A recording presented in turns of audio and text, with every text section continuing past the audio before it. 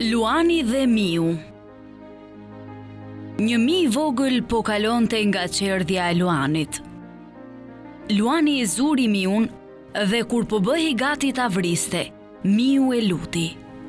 Zotri, të lutem më lër të lirë, do ta shpërblej një ditë nëse më shpëton jetën. Luani mbeti i mahnitur kur dëgjoi këtë, duke menduar me veten. Çfarë mund të bëj Miu për mua? Por e la të ikte. 2 javë më vonë, gjuetarët kishin ardhur në të njëjtin mal dhe kishin hedhur rrjetën e gjuetis në qerdhen e Luanit. Luani ishte zënë në rrjet dhe me gjithë mundin për të shpëtuar, nuk mundi të bënte asgjë, kështu që rënkonte me zemërim. Miu i vogël ishte duke kërkuar ushqim kur dëgjoi rënkimet e Luanit.